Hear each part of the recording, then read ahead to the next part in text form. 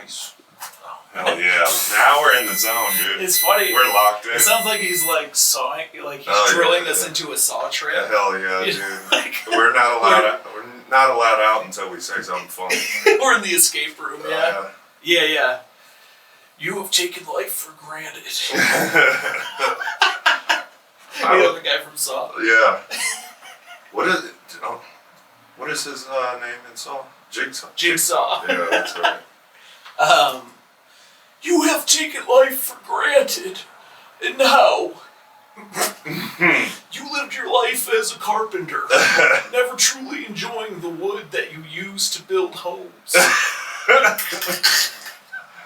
Now you must escape from a wooden spike in your ass.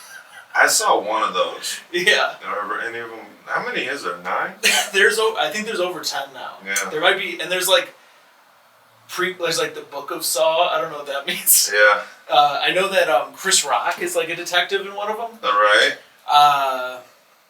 Danny Glover's in the Oh yeah. second one. I actually recently watched the first 2 during like Halloween season, and they're pretty good. I like the first one. And, yeah. I don't think I've seen the third thing of anything ever. The third Exorcist is fucking great. Really? The second Exorcist I've not seen, but somebody was like, people don't know, but this third Exorcist is awesome. Mm-hmm. It's like the guy from the first Exorcist who you think dies shows up, and you're like, but he's saying he's somebody else. Yeah. So he's like in this psych ward, and it's fucking sick, dude. Yeah. No, I usually cut off after about the second one. Oh yeah, that's normally good. I did watch all the Fast and Furiouses, and they hit and miss, you know. Right. Like I think the 7th one, I was like, this is incredible. Incredible. The 7th one. And this is where this the one where The Rock and Vin Diesel were not allowed to be in the same room? That is probably that might be the next one. I don't know. There is definitely a thing. Vin Diesel and The Rock hate each other. Me and Nura were looking into this. Right, yeah. What's it stem from? Just who thinks they're the bigger... The only thing I've seen is that The Rock says Vin Diesel is unprofessional, shows up to set late, doesn't take it seriously. I thought I heard it the other way around. That The Rock showed up there like... Unprofessionally? No, like, I'm Nick Cage. Like, yeah. Don't talk to me. Like, I'm... I don't think Nick Cage is like that. He's nice. Oh. You mean Vin Diesel? Well, no, The Rock just kind of being the big guy on set, but he's on a set with a whole bunch of big people, though. And so that's... Yeah, they got like... Now, dude, by the end of this... I watched up to 10. They're coming out with like a 10 part 2. And, by the end of it, you have Jason Statham, you have Jason Momoa. Mm-hmm. They got every Jason. Right. Yeah, every famous Jason. Yeah, just becomes the Expendables, right? It kind of is, but it's better. Right. Or I haven't seen all the Expendables, but the first couple sucked. Yeah. I couldn't get through them. I did like seeing Stone Cold as the villain in the first one. Anyway. I just, I was on Tubi the other day, and there was one of those, like, black people Tubi movies. Yeah. It was called... Independent Black Cinema. It was called Stone Cold Christmas. Yeah, I think I've seen that. But it's not... Okay, no Stone Cold, right? There's no Stone Cold. Can you believe? All right. I didn't turn that on. I saw it, too. My eye immediately caught Stone Cold. I obviously did not think Stone Cold was going to be in there, but that would have... You think there would at least been a guy going, what? What? But what happened in it? I watched. Why was it Stone Cold? I don't know. But yeah, I put it on for like 5 minutes. Hopefully there was at least some fighting or something. No. I don't know. It definitely was... They were in an office having a Christmas party, and I think it was like a romance. Nura got really into Tubi movies, And sometimes we'd watch like 3 of those in a row. No, I love the clips of them. I don't know if I can watch a whole movie of them, but the clips of them are some of the best entertainment. It takes patience, but sometimes there are payoffs. Really? Like we watched this one, and like halfway through, this guy dies. Mm-hmm. All this. No, I love this. Everything about it, you could tell they did, like including the music. Yeah. Like they did their own music for it. Halfway through, the guy dies. There's a funeral scene. His wife is crying. He gets killed in a drive-by. Yeah. Not like 2 minutes later, they're driving down the street. They're like, there he is. And it's the same guy who died, but now he's like wearing the same clothes. But now he's like been on crack. And they're like, you ruined your life. Yeah. So it's like they couldn't decide if he was going to die or get hooked on drugs, like what the conflict was going to be. And then they just kind of did both or forgot to edit one out. Right. And then he was in the rest of the movie. Yeah. And it wasn't like a meta thing. Right. It wasn't like all a dream. They're just like, I don't know, fuck it, leave it in. Yeah. We were neurons. Do you think they even noticed? I don't know.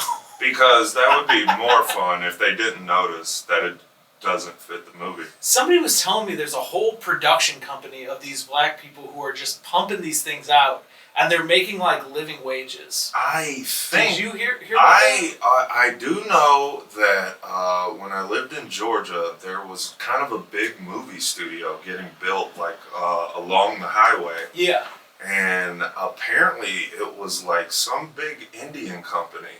Indian, huh? Yeah, and they just go in there and apparently they just pump out dog shit movies. Yeah. I don't know if they're for Tubi or what they're for, but I think they have a deal with Tubi. And they get like paid per views, and they just have so many, and they hit so many keywords. Yeah, I mean that people will like, and they'll laugh. And people watch them, like me and Nura watch them ironically. Yeah. And like laugh at them. We've watched a bunch of them. Yeah. And they're getting paid off the ads. Because I don't. Have you ever like paid attention at the end of the movie?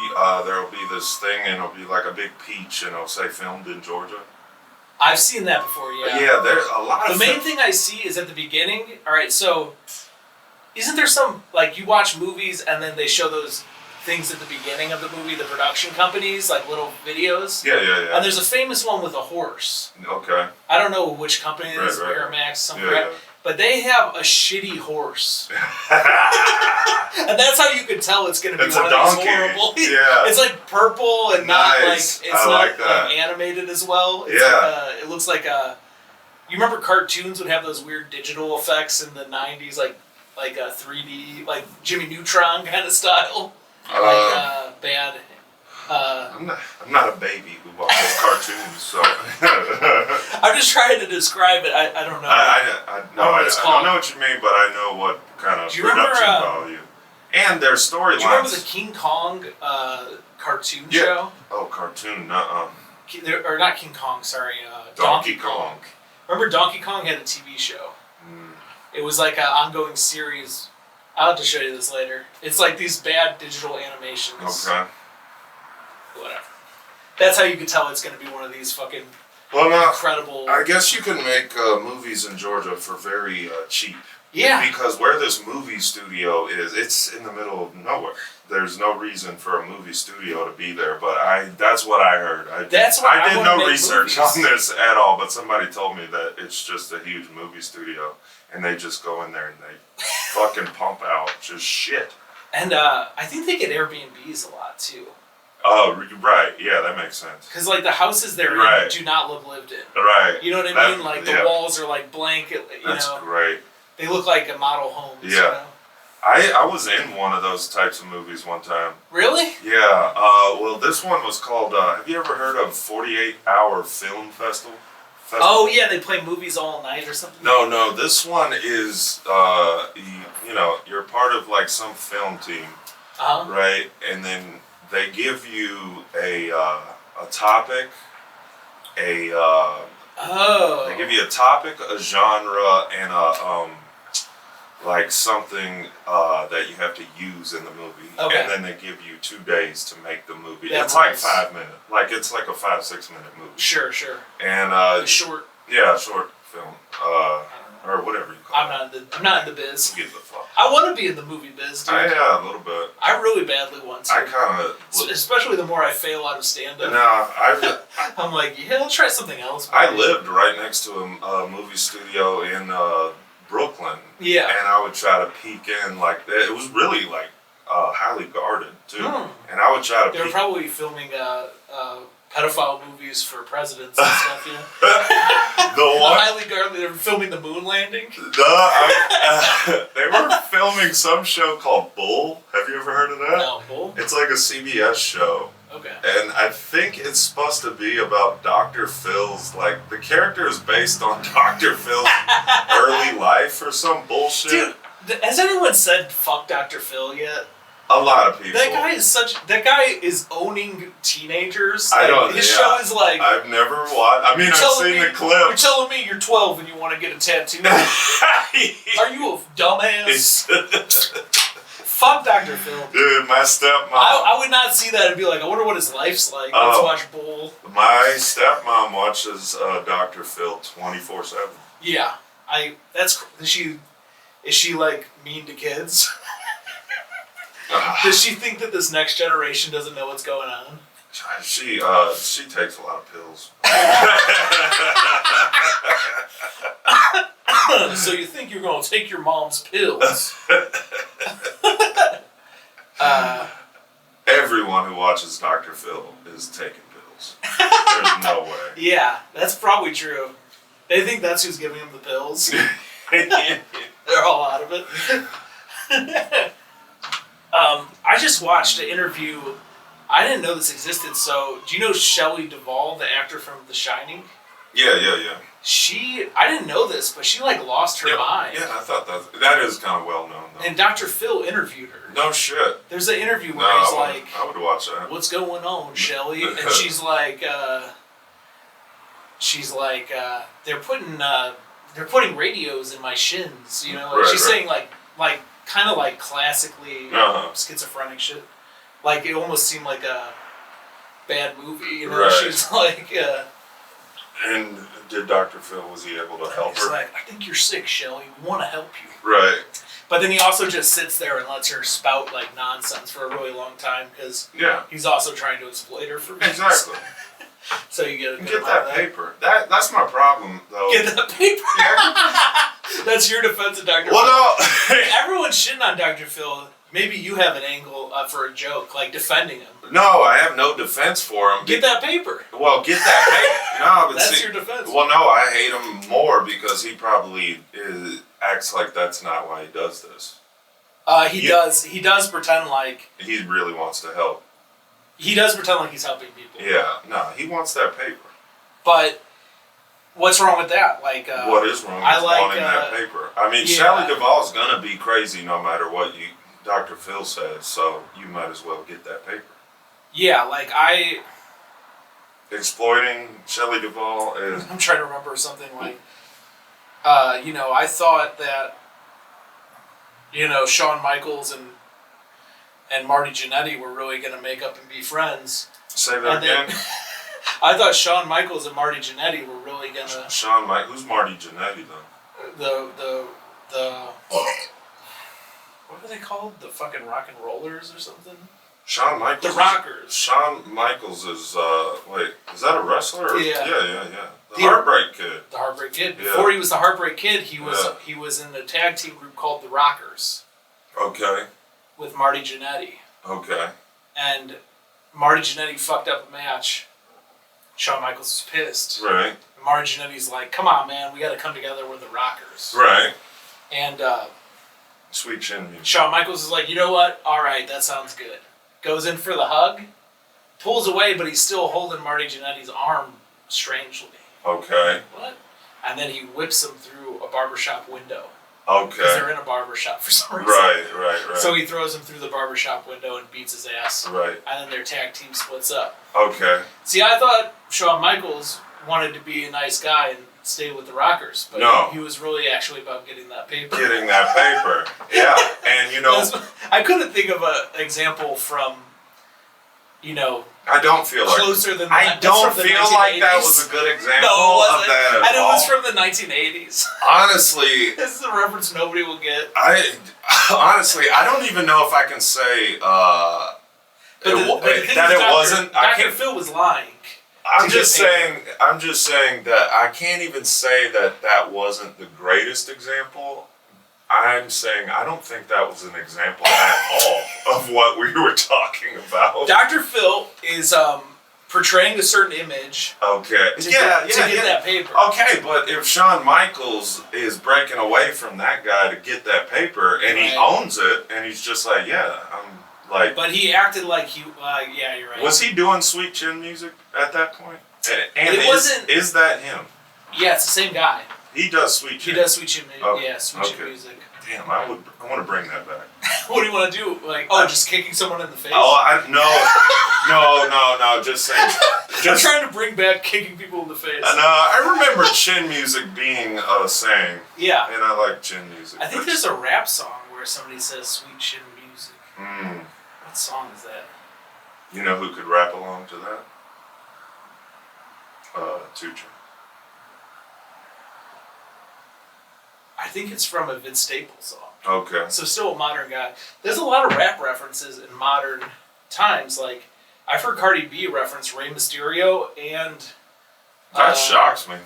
Yeah, and also Superfly Jimmy Snuka. She's referenced. That surprises me a lot. That was definitely written for her. 100%. Maybe not, but... I know. Ain't no way. Nope. She might be a wrestler. I listened to Migos on Drink Champs. It was Quavo and the guy who died. What's his name? I mean, I know they exist, but Quavo and meeting a black girl wrestling nerd seems very difficult. You would be surprised. Really? The number one fans of wrestling that are not the stereotype. The stereotype is redneck. All right. I'm back in. The stereotype is that like redneck white people watch it, but the actual crowds are made of like black and Latino people. Well, if you look at the WrestleMania audience, WrestleMania is a little different because it's like the Super Bowl, so everyone goes. You're just saying black though. I said black women. Black women too. Okay. I mean, I know a lot of black. You're right. Women. I know a lot of black dudes. If you love wrestling. I bet black women like wrestling more than white women. But I think women in general don't like wrestling. I don't think that's true. I think black people are like, they're into anime and wrestling and nerd shit. I think black... at an incredible level. I think black... I met black girls who I guess were into anime. But yeah, I've never met a black girl who knew anything about wrestling. I mean... There's black female wrestlers, so I'm sure they're out there. But, Sasha Banks, she's into anime and she's a professional wrestler. She's also Snoop Dogg's cousin. Sweet. You ever heard of her? Sasha Banks? Not Sasha Banks. She was like a big WWE star. Golly, how old is... Well, yeah. I guess cousins doesn't matter. Yeah. I was going to say, how old is... Yeah, Snoop's like 60, right? He showed up in wrestling a little bit. Yeah. He jumped off the top rope in AEW. Jesus. I'm surprised he didn't break it. This was like 2020. This was like during COVID, I remember. Yeah. I'll never forget... I think Snoop Dogg's low-key not cool. We can talk about that separately, but what were you about to say? That's going to... honestly, we... started off, I was going to tell you about our film, our 48-hour film. Oh, yeah, go on because, this was hilarious because it could be on Tubi, this movie, just because of they don't give a fuck. So we make this movie, and it was just a buddy of mine who was the actual, wanted to make the movie. He just needed someone to be in it. So they have me, right? And I'm supposed to be playing... Or you're just like, I'll be an actor, or you're just like, I'm down for whatever. Yeah. That's how you got involved? Yeah. This was not like, I want to get my acting chops up. Like, this was... Were you doing comedy and stuff at this time? Yeah, I just started. Okay. So you're just like going with the ride? This was someone I met because of comedy. Gotcha. And, So, we get to the house we're filming like one of the scenes, right? Now, my character is not supposed to come in until the end, and I play a cab driver who remembers an odd thing that happened during one of my cab rides because they're investigating a murder. Okay, this is a serious. It's supposed to be a noir film. Okay. All right. Crime kind of film. Yeah, it's a crime. It's a whodunit film. Like in Pulp Fiction when Bruce Willis gets in the cab. You're like that weird lady. Yeah. You talking about, wait. Pulp Fiction. The driver? Yeah. Okay. Are you the driver of the cab? Yeah, I'm the driver. Remember Bruce Willis throws the fight and he hops in a cab and there's some weird lady driving? Yeah. She's like, who are you, Bruce Willis? Right, and that's when they pull up on, that's when they pull up on Ving Rhames. Right? No, that's later. He's driving alone at that part. Okay. Don't worry about it. Yeah. And then, so anyway, I'm supposed to be a cab driver at the end who is, who knows who killed who. But we go to the first scene, and the actual killer, who is the actual killer in the film, who is supposed to be a older black dude, but he's not there for the scene. Yeah. Yeah, honestly, no, we can speak freely on that. The director of this was black, so. Okay. Yeah. All right. So yeah, we want to perpetuate stereotypes. I think we can say the N-word in this. Right? Yeah. If the director's black, right? Fair is fair. Yeah, I know. I did him a favor. They made Stone Cold say it in The Longest Yard. Yeah, that's how a white man runs the football. I don't know if a black guy directed that or not. Well, Chris Rock's in it, so. Yeah. He says it to Nelly? Yeah. No, he says the N-word to Nelly, and Chris Rock is the evil guy. Stone Cold is playing running back for the white team, and Nelly is playing running back for the prison team. Mm-hmm. And after Stone Cold runs the ball, he gets up and looks at Nelly and goes, "That's how a white man runs the football. We don't do all that juking and jiving, boy." Something nobody has ever said. Yeah. Run this ball like a white guy. Yeah, exactly. That's a very good point. Just a made-up man. Oh, man. Yeah. A 2025 head coach would get fired for saying "run the ball like a white man." Not because of racism, but because that's bad coaching. Yeah. You want to run the ball like a black guy. Honestly, I don't want to. Statistically speaking. No, it was statistically speaking, but I don't want to make myself sound not intelligent on the pod because currently the best running back in the NFL is a white dude. Who is it? His name is Christian McCaffrey. Yeah. I've heard that name before. You're like, what sport? Yeah. Whatever. Yeah. When I was growing up, it was all black guys. Yes. We had to worry about. Yeah. He plays for the Golden State Warriors. I mean, I thought it was crazy when black guys were. Oh, I get it. Golden State Warriors is basketball. Yeah. That you could have honestly went right over my head. Right. But anyway, I thought it was crazy when black guys became quarterback. Before we go down another rabbit hole, let me tell you the guy who is the actual murderer in the film, supposed to be an older black. What happened? Oh, you're just for some reason every time we start recording, you're louder than when I did the levels. Oh. But yeah, I think we're okay. All right. Yeah. I guess once the lights come on, I come alive. Yeah. I'm like, what? You said you liked Frasier. Yeah. Apparently that's how Kelsey Grammer was. He was just so he was such an alcoholic pillhead. They were just looking at him like, dude. We wrote that into our play. Who told you that? What? Oh, sorry. I don't know. I wrote a play about Frasier. Oh, did you know that? No, I didn't. Oh my god. So you don't need me to explain. No, but yeah, we wrote a scene where he's all drunk and then they say action and he just starts acting. Oh well, that's what they say he was like. Yeah. Honestly, you don't know about because Drake and Dan came, so I thought maybe one of them mentioned. No, this I have no idea what you're talking about. Actually, when I heard that interview, it gave me a lot of confidence because I would get a little worried that I was starting to get too drunk before I went up. But I was like, if Kelsey Grammer can do it. I can do 10 minutes. Like when I was drinking, I couldn't. Now we're going on a tangent, but when I was drinking, I couldn't just come alive. Yeah. But if I'm sick, I could go on stage and all of a sudden. Yeah, that's happened to me a couple times. But drunk, it would overwhelm me, and I would just fuck shit up. I would be really confident, but I'd be like stuttering and stuff. All right, I'm gonna finish it this time. This time, I promise. All right.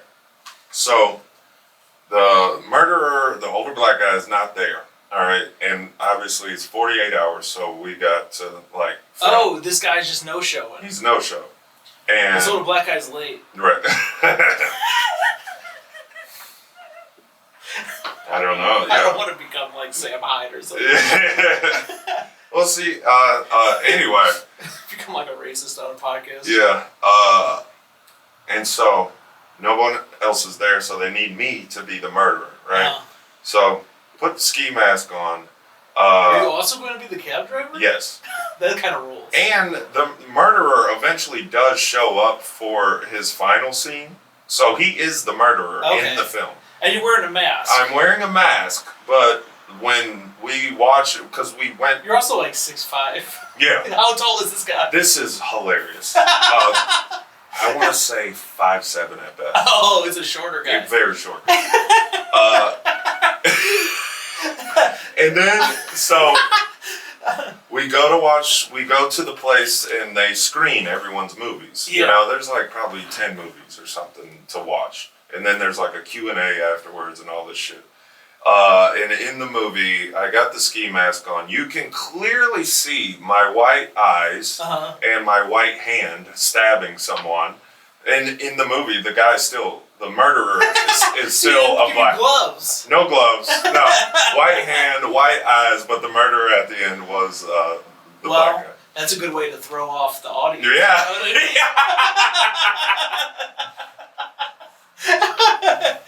Like, what? That guy's the murderer? Well, I guess I missed something. I watched Casino last night. I watched that not too long ago too. Do you remember the first 5 minutes the car explodes? Yeah. So he gets in the car, and then the car explodes. He obviously turns into a dummy in the car. Did you notice that? No. Okay, is it like insane. That? So it's like the fake baby scene from American Sniper? Yes, dude. I don't know that scene, but I know the concept. Yeah. I don't know why. Yeah, you see, whatever, De Niro. He walks down. He gets in his car. He turns the ignition. And then you just see him turn into a dummy. It's in like one frame. I gotta see. Turns into a dummy, and then the whole thing explodes. I'll try it. I'll watch it. I remember liking Casino when I saw it as a kid. This time watching it, I did not like it at all. I watched it like 2 months ago. What'd you think? I was still into it. It distracted me how like crazy the woman was. Yeah. I was like, it was over the top. It was over the top, and right? I'm like, this guy is such a genius. He would put up with exactly. This. Yeah. I couldn't like. It made me. It reminded me of like when you're listening to like a narcissist talk about like how they're not friends with somebody anymore. Yeah. And they're just telling you about how awesome their they side. are. Yeah. Yeah, that was all basically who made that film. Was that a Scorsese? Yeah. Was he going through a divorce at it? Because did yes, you write it? It feels like This is the way I definitely describe one of my exes, and in some way, I mean, I was an alcoholic. Where she's like, give me the money. I want your money. Right. No, but she'll have like a gun to her head, and she's like, but what about my money? Exactly. Yeah. Like who's like that? Yeah. There are some. Yeah, but usually they're not with some. And then De Niro's always level-headed and like, yeah. The other thing that bothered me about him is they go, he's somebody who could always win when he gambled. His big, the main quality that makes him like really good in the mob is that he always knows what to bet on and win. Right. Oh, yeah, that's right. That also sounds like a narcissist, right. Like telling you about, dude, I just win every time. Yeah, because I never know. I knew that the floor was going to be wet that day, so the basketball would slip. Yeah. Like, it was like crazy. Right. Yeah, that's like basically. Yeah, we talked about just listening to successful people talk about like what it is or how to become successful. No, I'm gonna read this. I like this idea though. Okay, yeah, like I mean, you just like watch like Gary Vee. I can think of so many of these. Like Will Smith will be like, the difference between good and great is you have to eat different, you have to sleep different, you have to blah blah blah, and you're just like, what the fuck does any of this? Nothing you're saying is I can attach to my life. Yeah. What the fuck does eat different and sleep different mean? Yeah. I really think I have a theory on this, because they always talk about it like they did it. Right. Like, yeah. But they don't even know. There's no admission of, I hit the lottery. I got lucky. Yeah. There's no admission. They've never the only person I ever said there's luck involved is Barack Obama on that Letterman. Remember Letterman had a talk show on Netflix? Yeah. And Barack Obama goes, a lot of famous people leave out how lucky you are. Yeah. Because, like... Every one of them. Kim Kardashian, they'll always talk about, like, how hard she works and stuff like that. I fucking hate it. It's and the I worst. watch her show, and she doesn't work hard. Yeah. She sits on big, white, poofy couches all day and looks at her phone. Yeah. She works as hard as I work. It's insane. And I'm on my phone on chess.com. Working hard. Working super hard. Working just as hard. And then there's, like, a season of Kardashians where she gets to design her own fashion suit. Right. Shoot. And she has to go to, like, France. But, like, her friend... her visa, something happens, and her friend's not there, and she's like, I can't do it without my friend. Yeah. And it's like, oh, your friend does it all. It's like there's a lady who looks like Kim Kardashian on the show. Yeah. But she's like skinnier, and I always tell Nurse she's like, she's Kim Kardashian's skeleton clone who lives in a violin case in her closet. Yeah. And that's the lady who does all the fashion. She's got Jeff Dunham puppets doing all the work. Yeah, I mean, I've seen Stephen A. Smith talk about the reason he's not married is because he works 335 days a year. We did talk about this. And I'm just like, Stephen A., you literally go to Laker games and then go on TV and say your opinion on the game. Yeah. Every day of your life is a vacation. And I'm not knocking that. But Matt Rife does this too. Yes, that we talked about. But, like, we know from open mics, like, at least 100 comics who have, like, the same act and same look and everything, and he just literally won the lottery. He was he's a type of guy that exists by the thousands. Right. And he made it. And he got plucked. Yeah. Yeah. And, most comics hope that it happens for them, and none of them admit that that's what happened for them. All the ones who are like... Every famous comedian I've seen so far says it's from how hard they work. And half of them were just Joe Rogan. Except Norm. And half of them were Joe Rogan's friends. Yeah. like half of like the most well-paid, most famous comedians right now were literally just selected by a guy who had a really popular podcast. Mm-hmm. And I do think Joe Rogan worked hard, but maybe not at comedy. Yeah, he worked hard at a bunch of shit, and eventually one of them hit, and it allowed for the rest of them to hit. Yeah, but, he's like a dictator who like put his son in charge of a bunch of shit, and that's Bert Kreischer. Oh yeah, yeah. And England used to do that, right? England just sent out all their like kids and be like, "All right, you go rule Spain now." Yeah. He's just a fail son. Like they're his fail sons. Right. Yeah. They're Hunter Bidens. Yeah, I mean, I guess if Rogan still lived in like California, he could have just sent like Hinchcliffe to Austin. Like, okay, this is you own Austin. The Duke of Austin. You're the Duke of Austin now. He kind of is. Yeah. Hinchcliffe. He is the Duke of Austin. In comedy scene, yeah. Dude, let's go Franz Ferdinand. Yeah, let's put a grenade under his car. Whatever the fuck they did. Oh no, we might have to cut that out. Did we just threaten to kill Tony Hinchcliffe? I've threatened to kill Tony Hinchcliffe publicly many times. Yeah. I have a file. Bert Kreischer too. Bert Kreischer I would torture before killing. I did a joke about Tony Hinchcliffe at the mothership last year. How'd it go? What was the joke? It was a roast battle, and damn, give me a minute. I'm gonna have to remember. I would call him Tony 1 Inch Dick. Damn. What the hell did I say? I don't know. I'll have to think about it. But it was a diss. How did the roast go? You did the mothership. You did the roast battle at the mothership? Yeah. I heard the club's great. Is it cool? It is pretty badass. Yeah. Yeah. They do.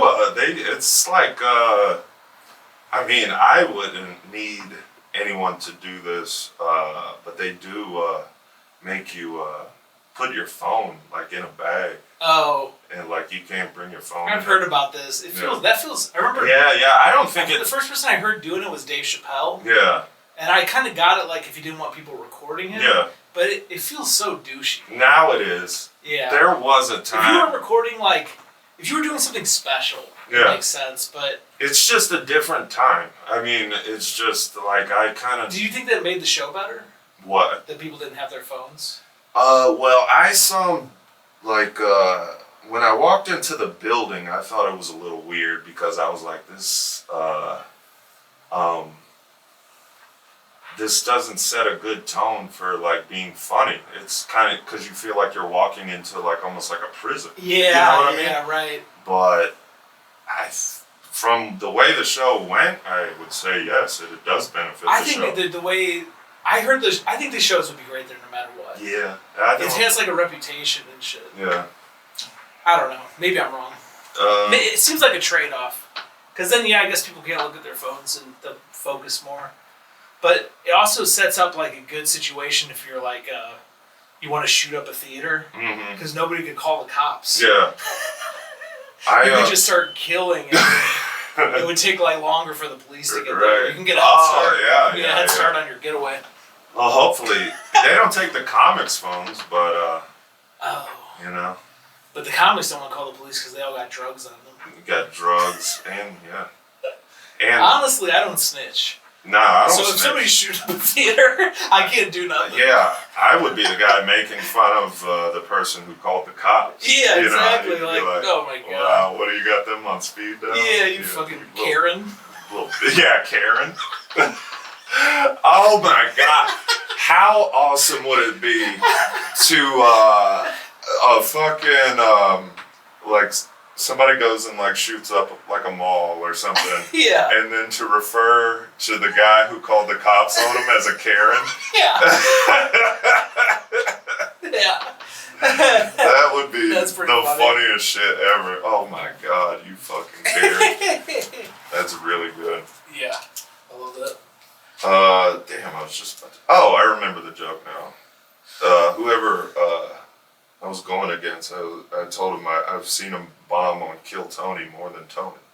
Ooh, that's pretty good. Yeah. Because does Tony bomb on that a lot? I don't know. I can't watch that show. I don't watch it either.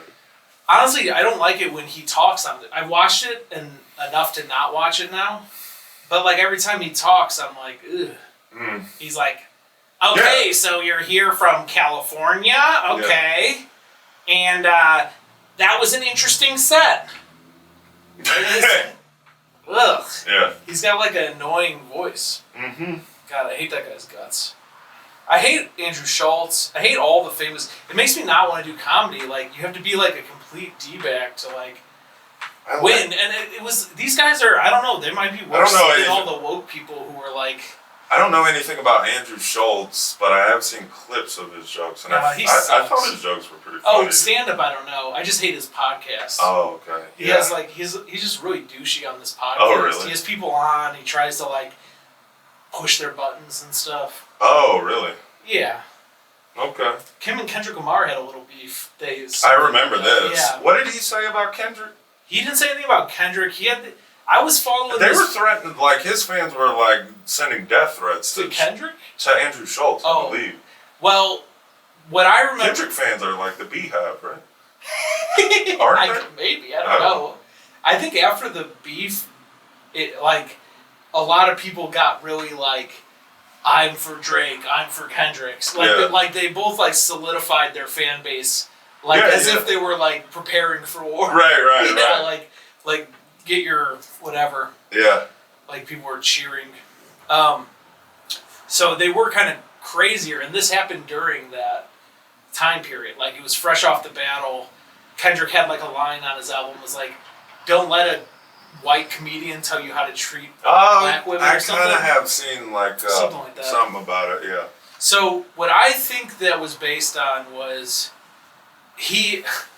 Andrew Schultz had these YouTuber guys on, these two black guys. I forget what they're called, like fucking Honey and Oats or something. They're called something stupid. Okay. And they have a big YouTube channel, so they're just like famous in a world I don't understand. Right. But they were black British guys too. Okay. And Andrew Schultz is like, is it easier to date a black woman or a white woman? What do you guys think? And they're kind of like, well, I don't want to like shit on black women. Right. He's like, black women are always sassy, right? Like he's just doing, he just yeah. does stereotypes, but like really boring ones. Okay.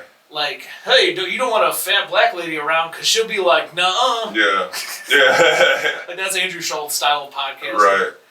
And after they were like kind of awkward but going with the flow, and then later. I guess everyone got mad at them because they put out an apology to like black women. Like, we're sorry we talked about you in this way. Wait, Schultz did? No, these black YouTuber guys. Oh, I gotcha. Because they were like woke, kind of. Okay.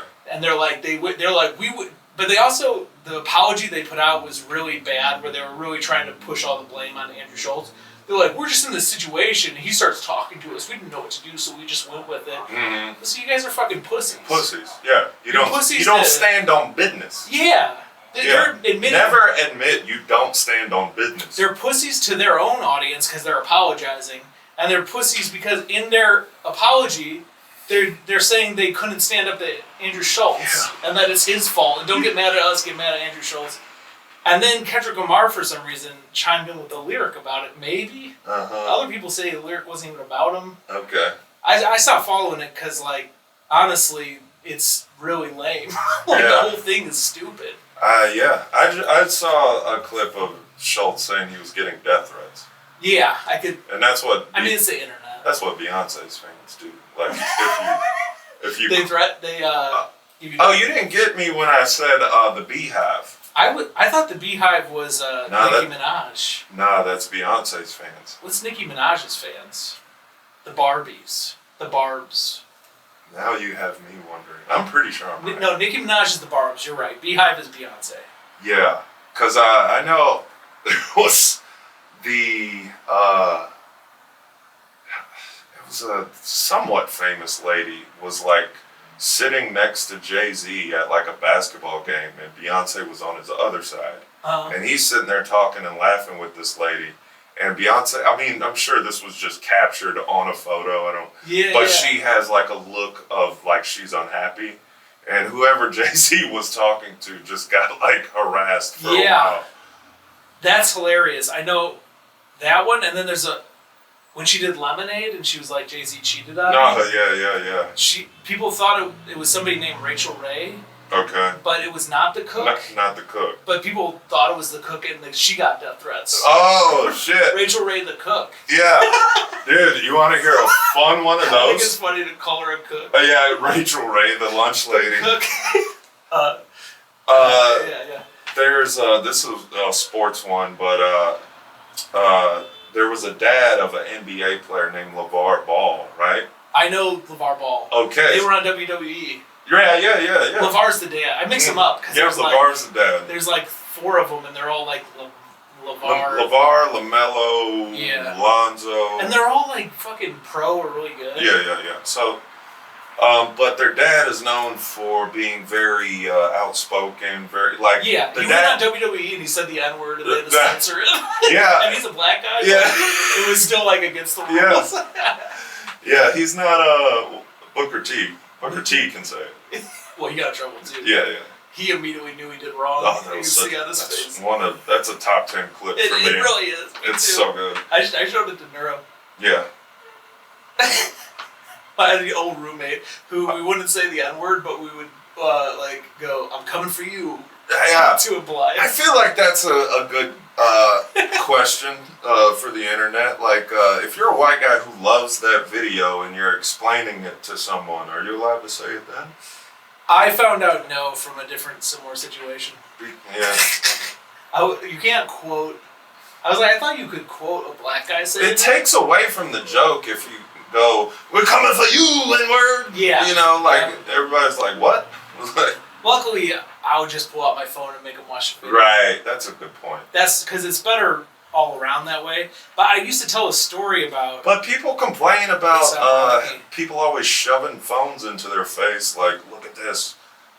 No, it's no winning here, because you're also supposed to never under any circumstances. It's a good law of being cool too. What's that? Me and you can do it together since we're kind of writing the laws of being cool. But pulling your phone out and like saying, here, look at this. Yeah, don't do it. Don't do that. Don't plug. I do it. I shamefully do it to Nura a lot. No, that don't count. That don't count. No, that way, yeah. Depending on your relationship with the person, you have to really.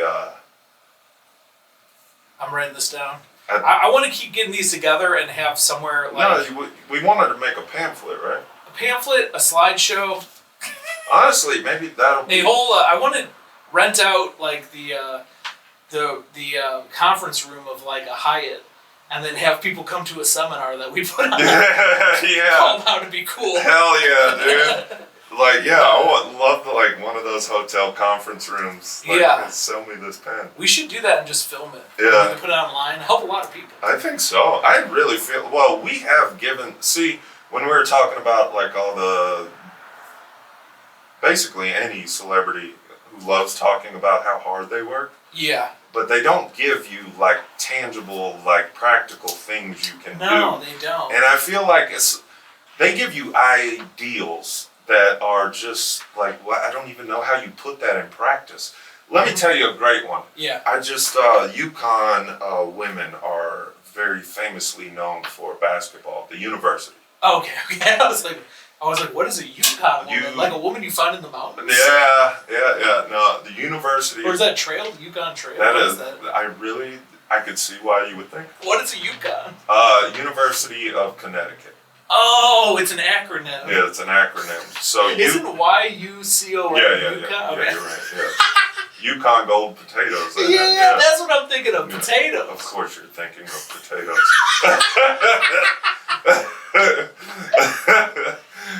But so yeah, they're asking, and so this guy wins the championship like every year, right? And they're asking him about preparing for championships and stuff, and he's like, "Do you have any potato recipes?" Yeah, that's all you want now. You're just thinking of chives and bacon bits right now. Oh man, I'm sorry I sent you down that path. Hey man, you never know when you're gonna hit that UConn landmine. Yeah. And so they're asking him about preparing for a championship, and he's like, I tell my girls, we're going to practice at a championship level, and then once we get to the game, because we've practiced here, we're naturally, just from nerves and the spectacle, our play is going to drop down to here. Mm-hmm. But because we practice here, now when we drop down, we're still above everyone else. Mm. And I'm sitting there thinking like, well, what if you practiced here? Yeah. Right? And then when you drop down, you're still above him, right? Dude. And it's just like, what the fuck are you talking about? Like, it's like being in after the match you won, and you're like, what did you guys do differently? Well, I knew that our opponent was going to give 110%. Right. So I told them we're going to give 120%. Right, yeah. Then we would be giving 10% more. Yeah. And then even if we don't get to a full 10% more? They're also not going to be. Yeah. But what if we're 8% better? Yeah. You know, we still win. That's right. Yeah. So we'll give ourselves plus 10 to 20% of whatever they're doing. Yeah. That way even if we're not perfect. Well, but yeah, for our audience, we want to give you tangible shit. We don't want to give you like just that, being cool starts here, Yeah. And then when you're not at your best and you just drop down to here, you're still cool. Yeah. Well, I mean, if you've been listening to the podcast so far, we give very tangible ideas. The best one so far. Like how to end conversations. Yes, the best one, I think you came up with this one. The best one so far is if you start a story and you get cut off.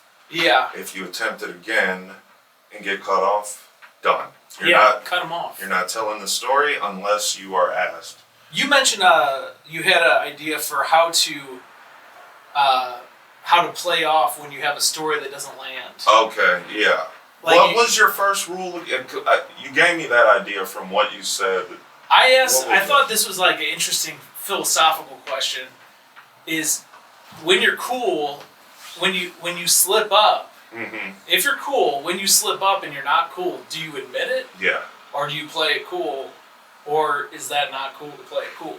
No, you have. I was trying to come up with like a. You gotta admit it. I think. Gotta admit it. And so yeah. But what if you just play like you're so aloof you didn't even realize it? Like you're like, let's say you like walk in the room and your fly's down.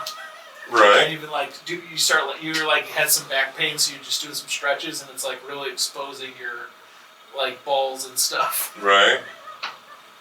How do you play that one? Yeah, how do you play that one? So you could be like, oh fuck, and then zip up your pants. My dick was out. Sorry. Is that cool? Or is it cooler to just? I think would be pretty cool if you just zipped up and didn't say anything, and then everyone's looking at you and you just look back at them and don't say anything. This is a good scenario. I'm trying to think. Maybe you should save this for the seminar. Well, it's happened to me before. Yeah, flies down. Fly down.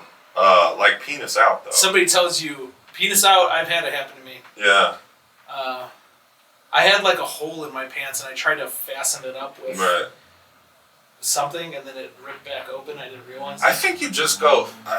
Yeah, you can't because now you're just quote an anchor man. But yeah, just don't act like you're not impressed or something. You gotta say something funny. Oh, you could say something funny. You could be like, I'm sure you guys all want to go to the bathroom and jerk off to my dick.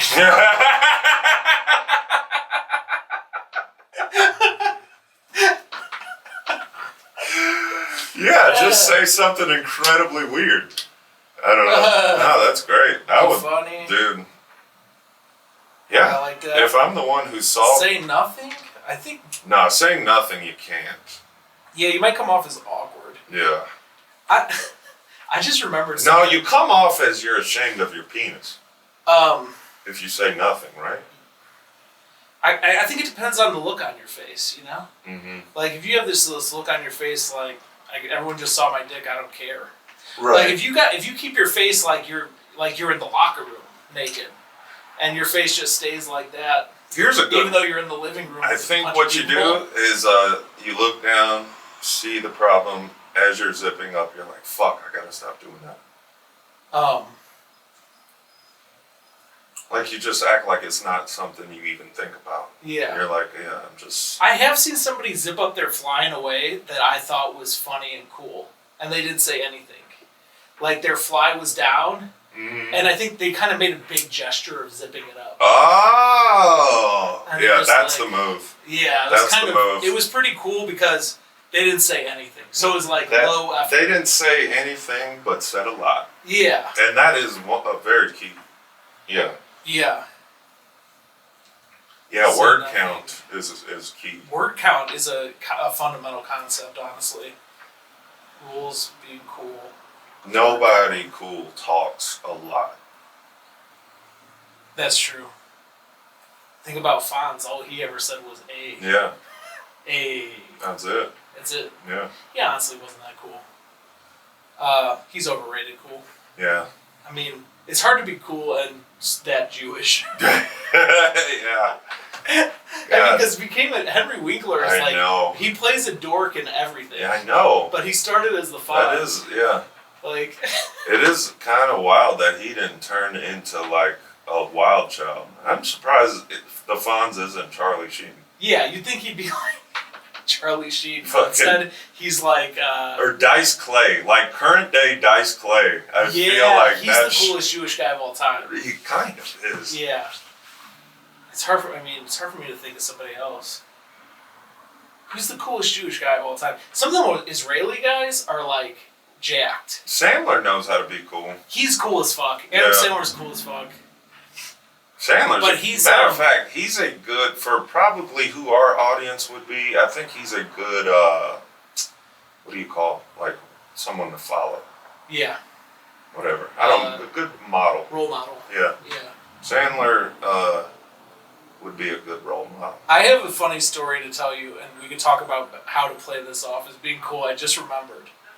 I used to hang out with a bunch of line cooks. Mm-hmm. So, some like the most degenerate people you ever meet in your life. Right. They just do drugs all week. I'm a line cook, by the way. Yeah, I know. These guys were like lifelong line cooks. Mm. You know what I mean? Like, you kind of got into it so you could work at the comedy club. Mm-hmm. These guys were like, they would be... they'd be they're answering a call. Yes, yeah.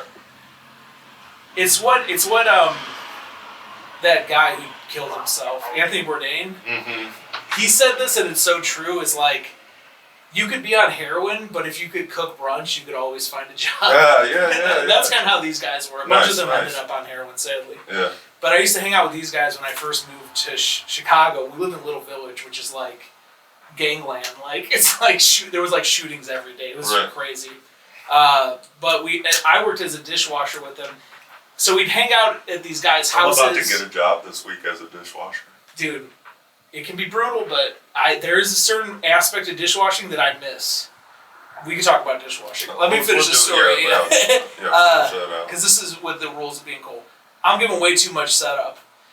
I used to hang out with all these degenerates, and at one of their houses, one of the dudes had a bunch of like old Playboys, and he just kind of had them out like as a joke, like in this back room. You could read a Playboy, whatever. Mm-hmm. Nobody was spanking it to him or whatever. They were just around. And I was there, and there was this other guy who someone got a job as a dishwasher, and he was like, white guy, new to the city, complete dork. This was probably one of his first jobs. He sucked as a dishwasher. He was like our worst dishwasher. Total dork. He's wearing like a big leather coat. So he's there for like an hour. And as he's leaving, people are, by the way, getting hammered and drunk and bumping into each other and breaking stuff. These guys would always break all their furniture. Like, I'd just be over at their house and somebody would be taking like a saw to the table. Like, we're sawing this table. At one point, they had a room where you would go in there to break stuff. And it was just a bunch of broken glass everywhere. And then they would go in there and they would come out all cut up. Jesus Christ. Indiana, right? No, this was in... Oh, Chicago. Well, they're that, from Indiana. That's right. Most of them were from Indiana. Yeah. They were into, like, hardcore music and that kind of, like, punk I think rock you've stuff. explained these people to me before. Yeah. So anyway, this nerd guy, who's not really one of them, he's like a friend of a friend, he's leaving, and he's got his big coat on, and somebody bumps into him all drunkenly, and I swear to God, his coat opened, and a bunch of the Playboys fell out of his coat. He was trying to steal the Playboys. Nice. And he came off as like a pervert to me or something. Yeah. Was he trying to collect them? Why do you want these fucking Playboys? I got you. He's like, I just got a jacket to those Playboys. Right. How would you play that off? Oh, man. I mean, you're fucked, right? Like, first of all, well, fundamentally, you can't save this person. If you're stealing Playboys from someone's house, from a house party, to go home to whack off to, he's too far. We don't know that he was going home to whack off. That's what I took away, based on his like sort of. I think they just fell out of his coat and he just kind of like ran out, just like left the party, which is basically declaring your guilt. One, stealing from a house party, you just can't recover from that. You can't. Yeah, you're right. Everyone who steals from a house party, there's nothing cool about it. Everybody, you're like known as the slimiest, like. That's sort of like a problem with this whole situation, right? Because stealing in itself sounds cool. Yeah. Stealing from friends is not cool. That is usually someone who is. Stealing from somebody who is doing something nice for you, opening their home to have a party, is biting the hand that feeds you. Yeah. I'm not even speaking morally. I'm saying it's not cool. It's like no one's gonna be like, he's like steals like people's phones and shit at parties. He makes. No, it's not. Yeah. Everybody would talk about you like, don't ever let him like. Sometimes if you become that guy, like. You're brazenly the guy who taps people in the nuts all the time. Mm-hmm. And at a certain point, people stop being like, you're a dickhead, and they're just like, that's him. Look out. Yeah. He steals your Playboys. Maybe you could do that. Yeah, you gotta lean into, you gotta say, look, I'm a creep. Yeah. Don't leave, like 3-6 Mafia. Don't leave your drink around me. Best believe that drink gonna get drunk. Right. Yeah. Like made it cool. Rovan can be cool. Like Rovan could walk up behind a new comic who wasn't paying attention to their drink, take their drink and drink it. And it was funny to us. Yeah. So, I mean, like, there are ways to sort of go beyond that. Yeah, I think it would take, like, this guy stealing porn from everyone's house, and then him sort of like bragging about it or something. It really depends on the reputation you have beforehand. Yeah. Because I'm now that I said Rovan, I'm kind of thinking like if I had Rovan would steal from your house. No, I don't think that. From a house party where he's not super close. Oh no, I don't think he would steal from like me or Brandon. No. Well, that's the thing. Remember, this guy's not like that close, but he's still partaking in a house party. Right, but I feel like if Rovan was walking out of my house in a trench coat and a bunch of Playboys fell out, it would be the funniest thing of all. It would be. Yeah, it would honestly. He'd be a legend for it. Yeah. Would it happen to this guy? No one would laugh. I don't think anyone would make fun of Rovan for it. It'd be the funniest. It'd be a new Rovan story. Partially, too, when this happened, I laughed my ass off. Because it was funny just to see it happen.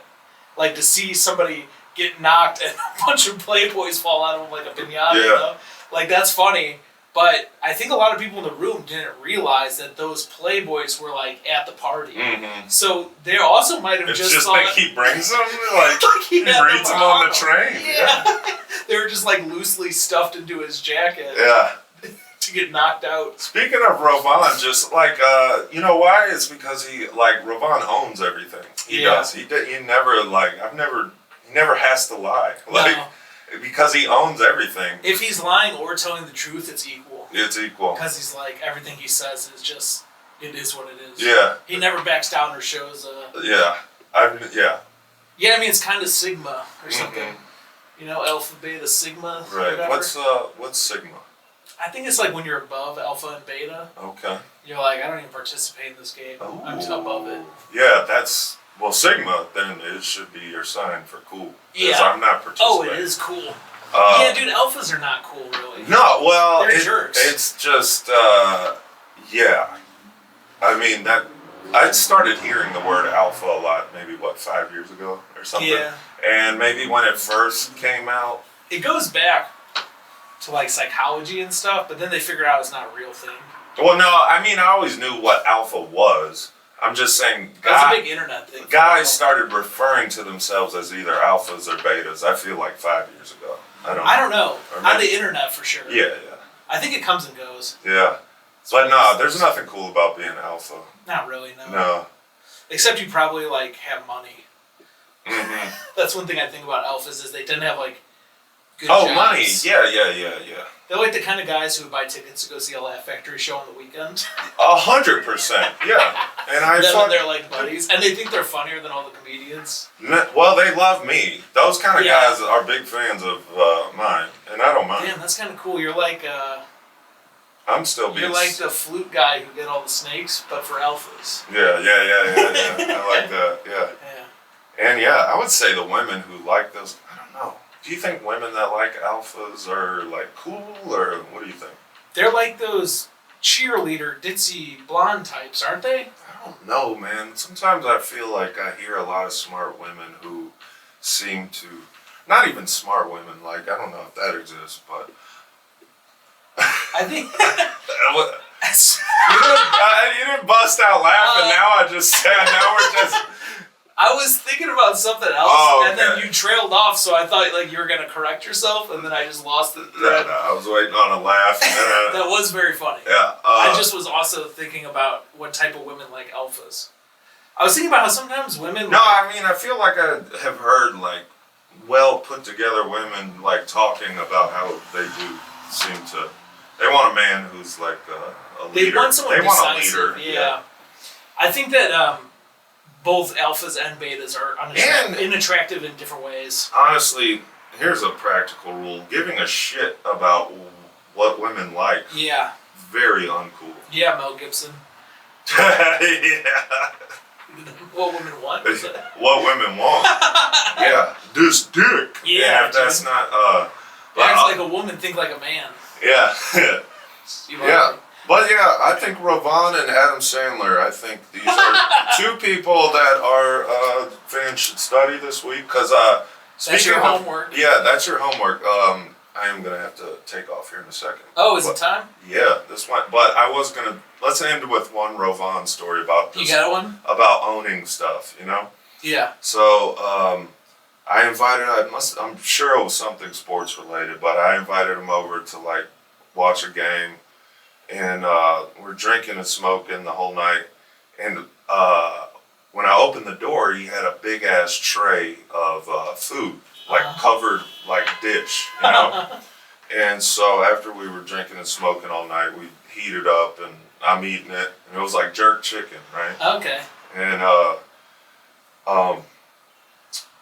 as I'm eating it, I'm like, damn, this shit is good. Like, where'd you get this? He goes, I found it. And I'm like, what? He's like, dude, you can find shit like this all over Chicago. Like, you can find meat, like, or you can find like food anywhere. Like street meat. Yeah, that's what we started calling it. We called them street meat for a few weeks, but I think street meat is like those guys who sell meat from a. Yeah. But this was like This is like the free street meat. Yeah, this was like it looked like maybe like a catered party or something. They had extra shit, and I think they just set it on like a doorstep or whatever. And I guess Ravon finds it sometimes. He's like, I find shit like this all the time. Yeah, I've heard him talk about the stuff he finds before. Mm-hmm. And it's like, he finds food and drugs and alcohol. Yeah. There was one time he showed up. I like that he didn't tell you beforehand. Too. Not at all. He didn't warn you. I didn't think just so you know, like. Well, like I said, it came in the way a catering company would bring you something. Was sealed? It was sealed. Okay. There was no reason to look at it like it wasn't like a dirty bag or something. But why was it out on the street? I'm assuming there was a catered party that had like a whole tray of shit that wasn't ate. Yeah. And they just were like, we'll just set it on. Leave it out for a homeless guy. Yes, exactly. Here comes Ravon. And Ravon. Nobody even questions. Nobody was homeless? Yeah. Yeah, he would probably had that red hoodie on that says "What up, fam" or some shit. Yeah. Yep. And what's the other? Something about crack. He's got a human crack. Human crack. He has a hoodie that says "Human crack." He also was telling me a story one time. He wears his Michael Myers, Michael Myers, the local comedian. He has like one of his. Oh yes. Yeah. He said he would jog in it, and people would just stare at his shirt like, "What the hell is that?" Yeah. Because he doesn't look like it looks like an indie rock band. Or right. something. Yeah. Because it's Michael with like legs growing out or something. Right. Yeah. Yeah. That's one of. Yeah. We'll end on what. Yeah. If any of you want to check out Mike Myers, it's like, is it called Into the Abyss? What the fuck is it called? He's got a special out. Well, is that what you're saying? Not the one where he did an actual special. Oh, the bug sounds. Yes. I think Michael Myers From Afar. From Afar, yeah. There's a funny story where he put out an album, like Michael Myers From Afar. Live recording or whatever.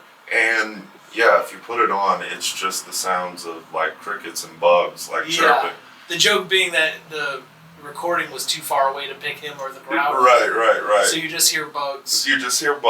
And Mike will tell you that there's been comedians come up to him and be like, "Loved your special." And very clear, they did not turn it on.